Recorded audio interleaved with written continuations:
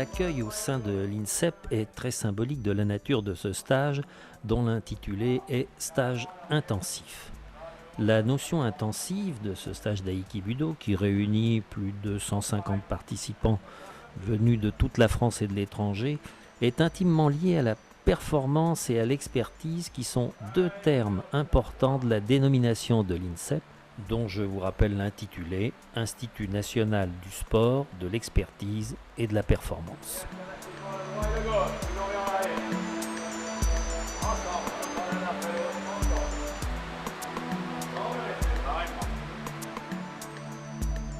Maître Floquet, 8e dan d'Aikibudo, 7e dan de Katori Shintoryu, n'est pas seulement un maître exceptionnel, fondateur de l'Aikibudo, mais il est aussi un expert qui a vécu l'émergence des arts martiaux japonais en France. Il en a été lui-même un acteur et a contribué au développement de l'aikijutsu dans la seconde moitié du XXe siècle. C'est tout son parcours, à la fois professionnel, dans la police et les commandos d'intervention, et personnel, tous les échanges qu'il a pu avoir avec tant de maîtres japonais qui ont tout de suite vu en lui un homme inspiré. Toutes ces expériences lui ont permis de façonner cet art martial complet, authentique et unique qu'est l'aïkibudo. C'est souvent le déplacement qui est défaillant, mais ils sont là pour s'améliorer et atteindre la performance.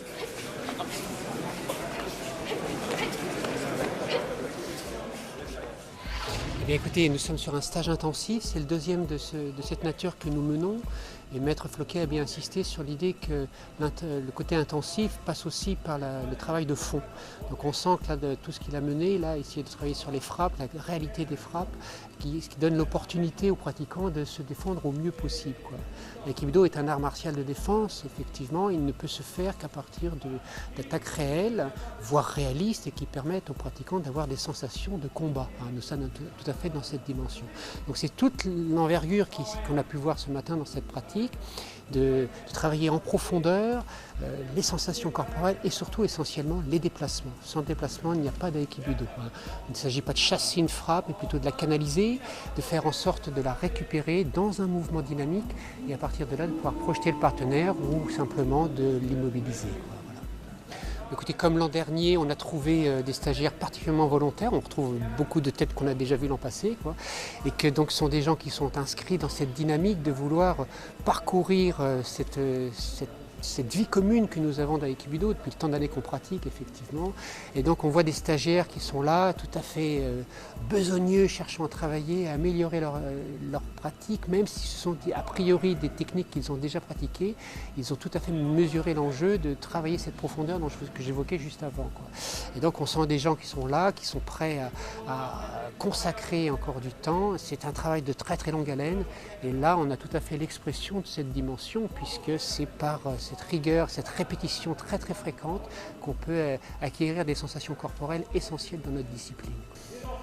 Et moi personnellement, je pratique depuis 37 ans, donc je suis 6e dan, je suis breveté d'État 2e degré, donc je m'occupe énormément de former des gens, donc je tiens un club à Paris.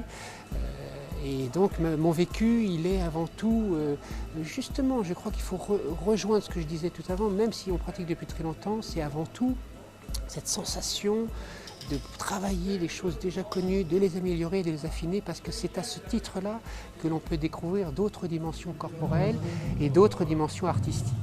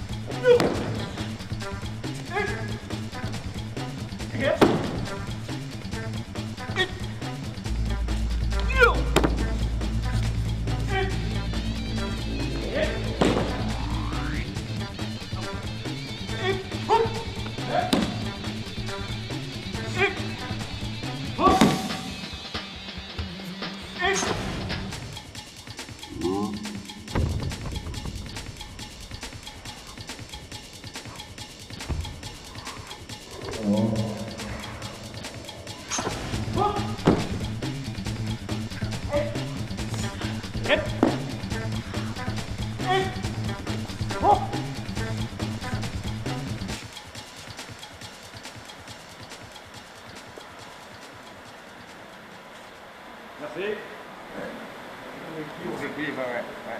Ça vient de la contraction trop de tonicité, nuit un peu à l'exercice. Il faut essayer vraiment d'utiliser la force de l'autre et pas trop en mettre.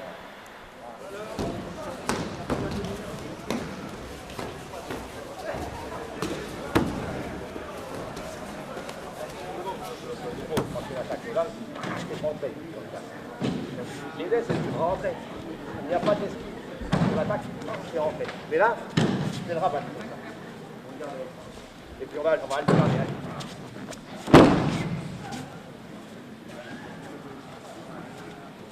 Là, c'est Mike pour Alors ici, le coup porté permet à l'attaquant de rester solide sur ses appuis et il convient de le déstabiliser. C'est ce que fait le maître en lui pliant le coude. Cela a pour effet de le déséquilibrer et de le fragiliser, donc de permettre une projection. Allez, vite. Premier. Là-bas.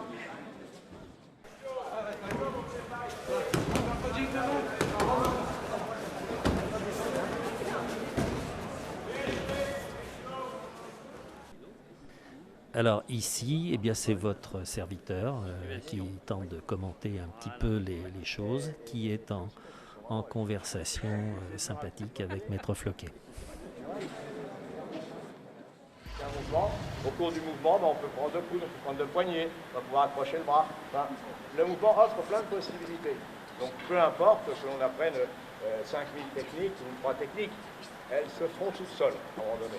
Donc Ryōto Ipodori, on travaille déjà un petit peu sur la force. On est un peu comme lorsqu'on fait un Teodoki, à savoir on travaille sur la force adverse, mais on la canalise, cette fois parce que la saisie étant bien faite, par la sensation kinesthésique des mains du partenaire sur le poignet et le jeu sur les articulations fines des doigts, on positionne le partenaire, on peut canaliser son mouvement, on va placer dedans une technique, cette fois ce qu'on va appeler une technique. Un mouvement, le mouvement c'est l'entier, la technique c'est une fraction de cet entier. C'est comme ça qu'il faut le voir. Voilà. Donc c'est clair qu'on n'a pas besoin de voir puisque c'est devenu un automatisme. C'est comme la poignée, elle est toujours là. Cette poignée forte, on le fait instinctivement, naturellement, on va dire. Voilà, c'est le fait. Et là, il n'y a pas de raison de faire autrement. C'est pas peine de se compliquer les attitudes pour saisir le partenaire. On fait normal, naturel. Donc naturel, on a fait Ryōto Ipodori, je lui ai tendu la main, il a eu l'autorisation de me le saisir.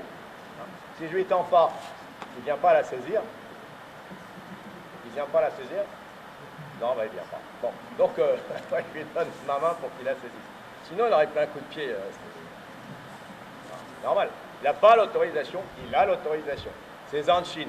Mais c'est permanent. Il ne faut pas travailler en disant allez, on fait une saisie, voilà. Sans intention, sans précaution. Bon, on est face à face, je lui donne ma main, il peut prendre maintenant. Voilà, c'est un accord entre les deux et c'est une autorisation. On a fait Negiri Kaishi, on est à ce niveau de Negiri Kaishi. Là, on peut rentrer. Ce matin, on a fait quoi, je ne sais plus. Voilà, enfin, la guerre, on a fait Kaida aussi. De là, on peut très bien faire les Kuchigai. On peut continuer à tourner, on peut enchaîner sur Shionage. On peut travailler de là. Ah, eh bien, on va tourner. Pour les Kyu, la main se redresse. À partir de là, il voyage tout seul. Et on va.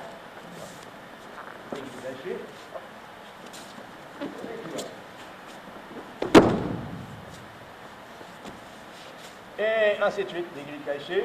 Vous connaissez toutes les techniques, Koshinage. Voilà, vous faites toutes les techniques qui viennent naturellement dans un seul mouvement. Merci. C'est parti. À droite et à gauche.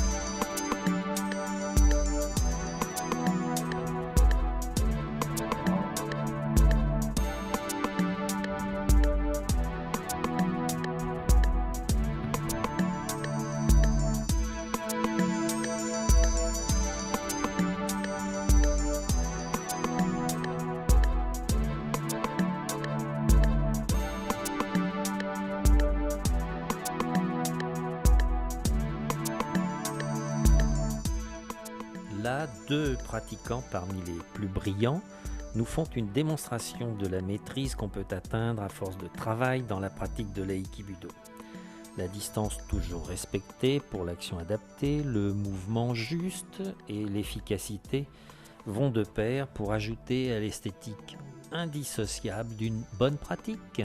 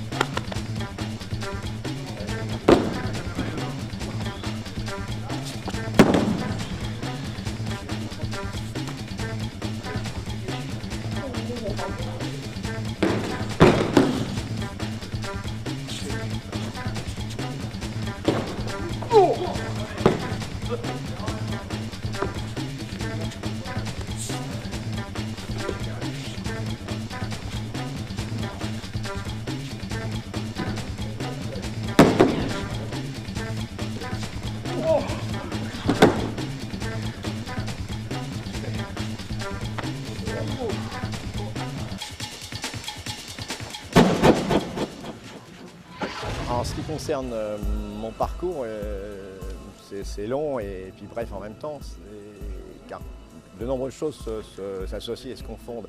Alors parcours martial, on va dire, un peu de judo étant enfant avec mon frère aîné, puis ensuite la découverte du karaté et de l'aïkido jiu-jitsu de l'école Yosekan avec Jim Malchek lorsqu'il était en France en 1958.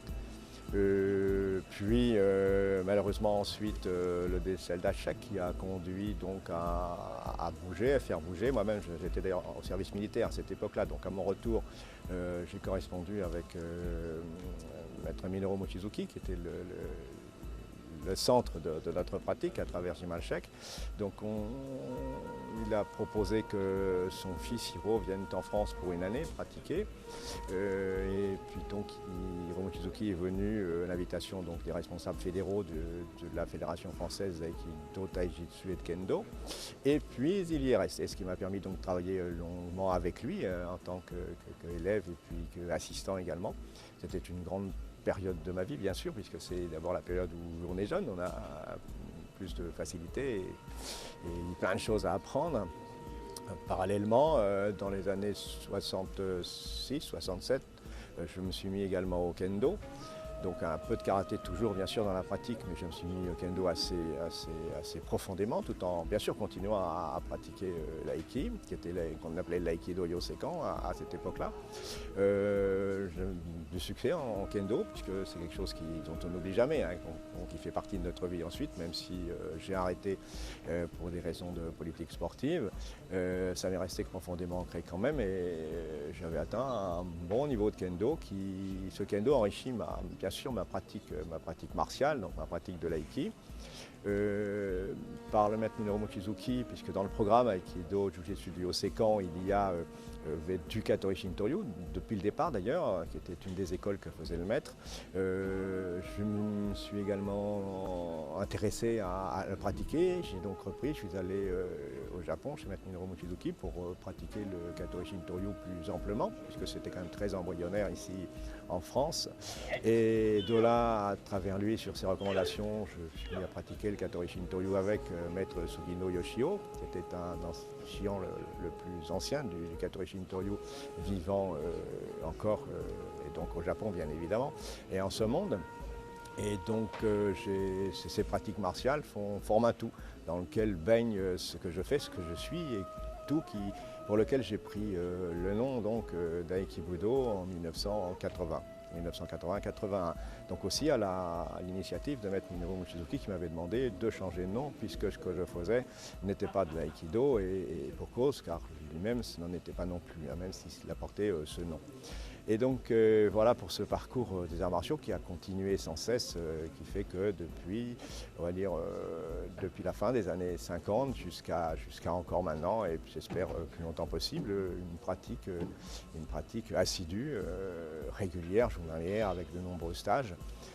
Pratique qui s'est doublée bien évidemment d'une profession puisque j'ai toujours travaillé. Donc d'abord j'ai travaillé dans la police en tant que fonctionnaire de police. J'appartenais également à la brigade anti-commando du commissaire Broussard, qui est une partie de ma vie qui m'a appris un certain nombre de choses également, mise en pratique et donc utilitaire de la pratique martiale, qui permet de mettre des cadres un petit peu dans ce que l'on fait pour savoir où l'on va, ce qu'on peut faire, ce qu'on ne peut pas faire, quels sont les vrais risques, et donc ce qui est vrai, ce qui n'est pas vrai dans cette pratique. Et puis, lorsque j'ai pris ma retraite de la préfecture de police, je suis devenu expert judiciaire en criminalistique et en sport.